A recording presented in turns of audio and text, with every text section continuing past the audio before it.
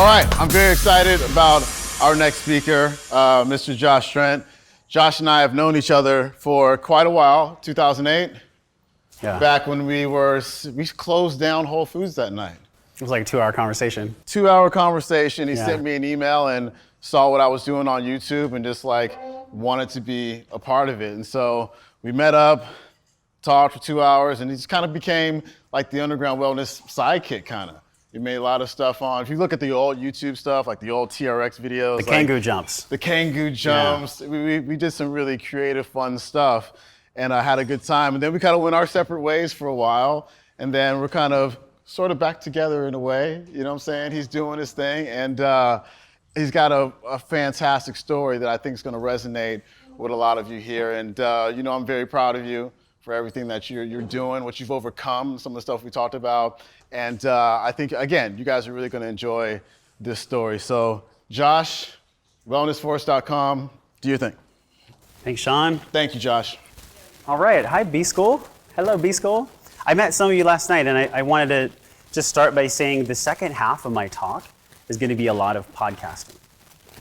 But the first half is a lot more vulnerable. And with that said, I wanna ask a few questions.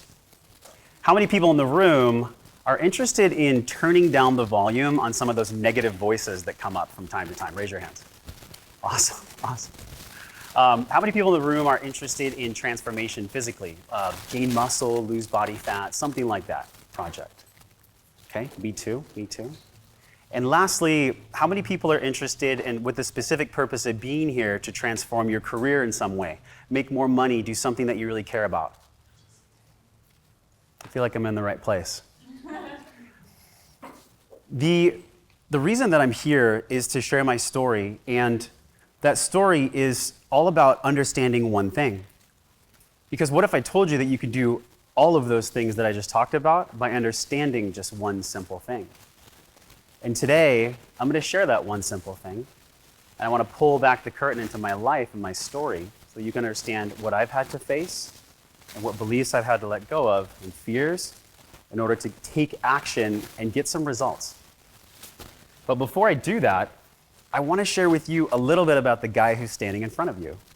So my name is Josh Trent. I'm a podcast host and digital health coach.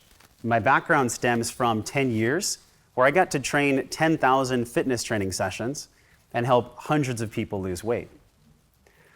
But my path to get here was not a smooth one.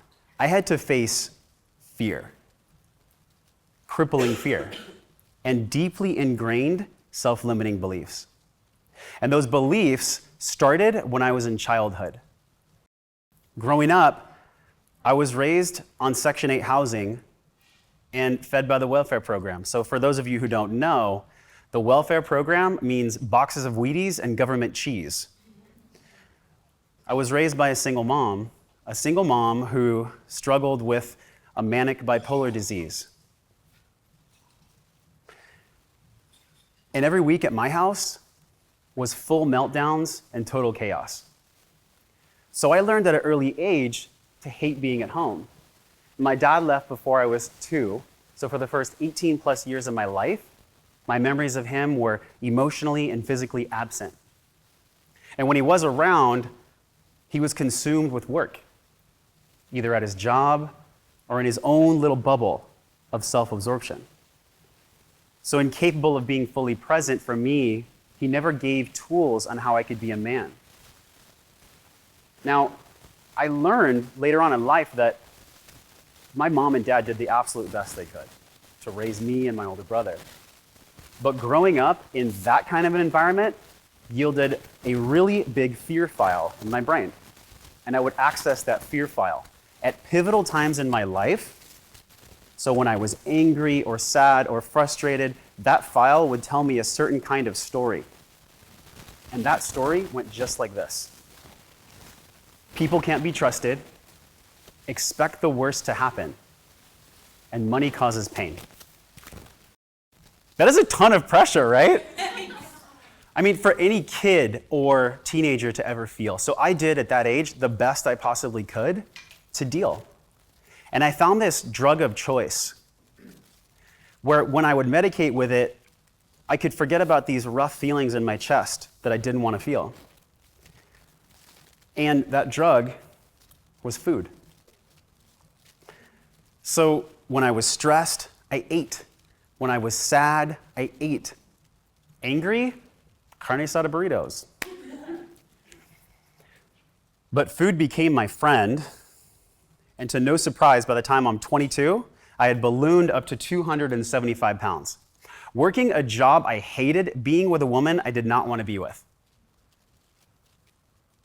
And then 2003, life hit.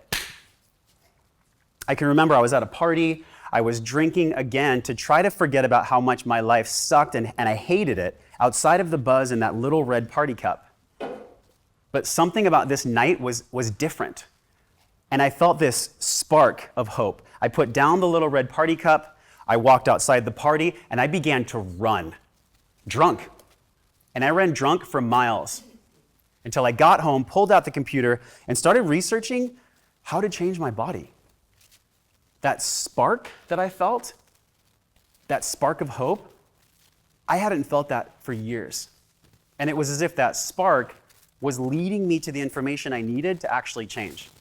And I'd feel that spark again in other points in my life as this like little guide from the universe that was directing me on the right path.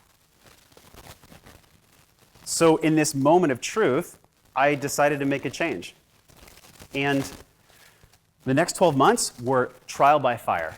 I lost and gained over 90 pounds up and down on 3 different basic starvation diets to become so disgusted and angry with how I felt in my own body, so upset about my mom's illness and my family's drama that I needed a break.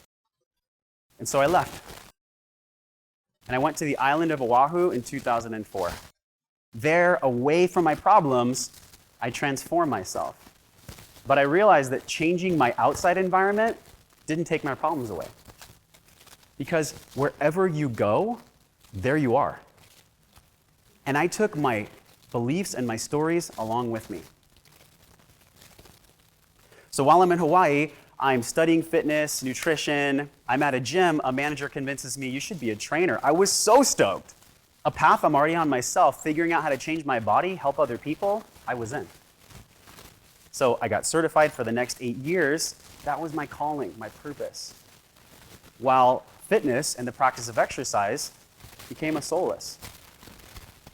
And that solace allowed me to forget about those 3 negatively anchored childhood beliefs. You guys remember the gnarly, nasty beliefs, right? People can't be trusted, money causes pain. They're not funny, but those temporarily would go away when I would work out or when I was after a workout. And for those moments, I was at peace, but it was not the long-term peace that I was craving because I wasn't dealing with my root cause. So fitness and coaching turned into this perfect role for me. What better way for me to not look at all the dark parts of me than by always shining light on other people? But I felt responsible to be that light. Because as a professional trainer, there's no room for anything other than motivation and inspiration. But after a while, it was like this lead weight. This not dealing was like this lead weight that I was carrying around, and some mornings would come around and I couldn't get up. How was I supposed to motivate and inspire other people when I couldn't do that for myself? So now I became cynical and bitter, straight up judgmental. And I allowed self-sabotage, burned relationships, addictions. I even allowed this fear to convince me to leave coaching and training completely. And that's when I ended up in a cube in corporate America, where it was easier and lighter, so I thought. Because when the weight got lighter, what came up was my dreams that I'd ignored. My dreams that I'd always had around sharing my story, inspiring people, reminding people that wellness has the power to transform lives. So after 2 years of sitting in this cubicle, committing spiritual suicide, but making financial wealth, I was overwhelmed and I reached this ultimate breaking point where I left. with no plan at all. No plan. And what I did have, though, was my spark. And that spark directed me to this path of total and complete surrender. Because at that moment, I knew very much that I had a problem. And I got to seek help on where I could solve it. This led me to intensive therapy sessions. I joined a men's group. And I sought out to do the real healing from my childhood. Because it was clear, once I started on this healing path, any job that I chose was going to be miserable with these beliefs. And it was time to rewrite my story. And when that happened, I gave myself the permission to dream again.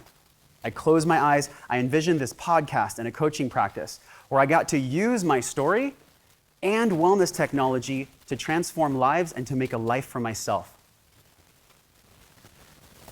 So while I'm on this path, I end up at a workshop in LA, the most powerful 10 days of personal transformation of my life. And in this workshop, I got to actually look at these beliefs, acknowledge that I have limiting beliefs, and go through them. Because ironically, everywhere I had gone in my life, these beliefs had followed me, but I was the one who was holding them tight.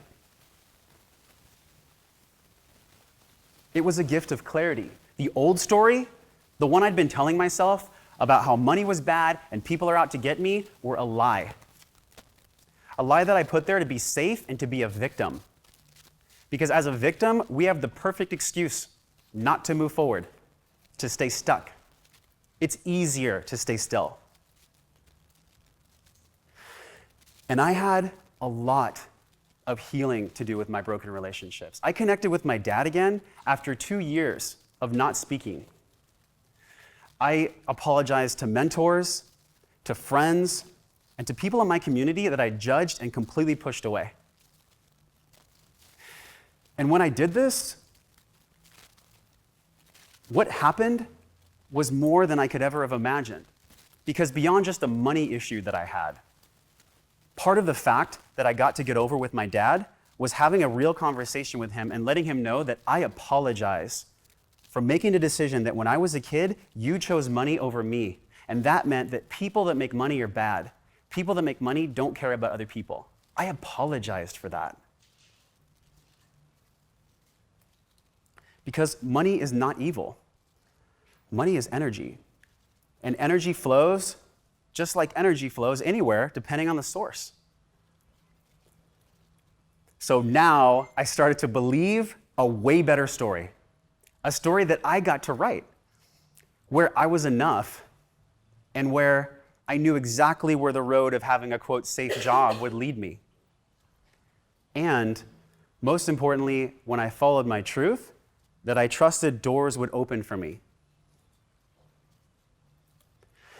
And once I believed that, that's when I got to do the real entrepreneur's work. And this is what that work looked like in 5 steps. First, I created this new story where I asked myself, what do I love and who do I want to serve? Next, I committed to my dream. I burned all the boats as a personal trainer or any other job to commit to a lifestyle business. Third, I invested in myself.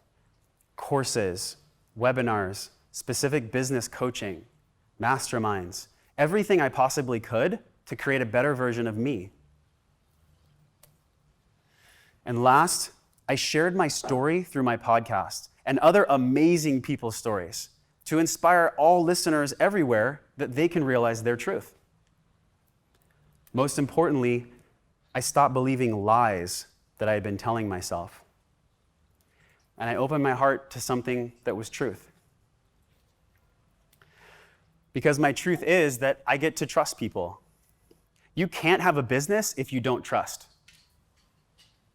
And on top of that trust, I get to believe that my community wants me to succeed just like I want them to. And my truth is that we're all in this work together. And part of having personal responsibility is reaching out when you need help. I get to reach out. We all get to reach out.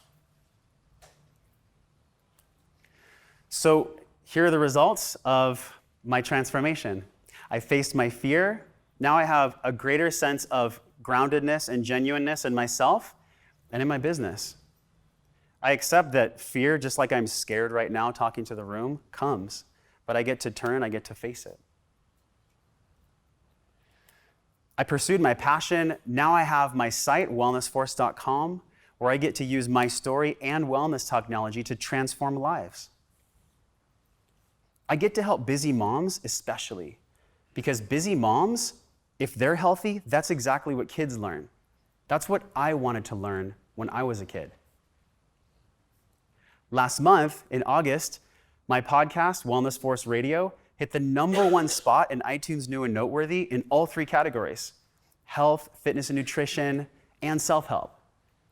I got to interview amazing people. I've been on Paleo Hacks, amazing show. I've been on GSD Mode. I've been on different shows that inspire me, and I've had them on my show. I've been published in health and wellness sites like the National Academy of Sports Medicine and also Wellness FX, which Wellness FX is now one of my sponsors for a coaching project. And as a total honor, I was voted one of the top 50 digital health influencers for all of 2015. But what really makes me happy and what makes me want to do like a happy cry is being in the room and getting to share this with you guys. Because as you can see by now, change is not an event, it's a process. And I don't share the slides to boast or to say, look how cool I am. I share them with you to remind you and inspire you that no matter what story you've been clinging onto in the past, or what kind of mistakes that you've made that are a reason you're justifying not moving forward, they're a lie, and you get to write a new story. I promised in the very beginning I would share that one thing. That thing that transformed my life and would transform yours. And that one thing that I want you to remember from meeting me today is to speak your truth. Tell your story. Use that story as your inspiration. Because vulnerability is not weakness. Vulnerability is strength. So your passion and your story become your value, and your value is your gift to the world. So speak your truth. Thank you.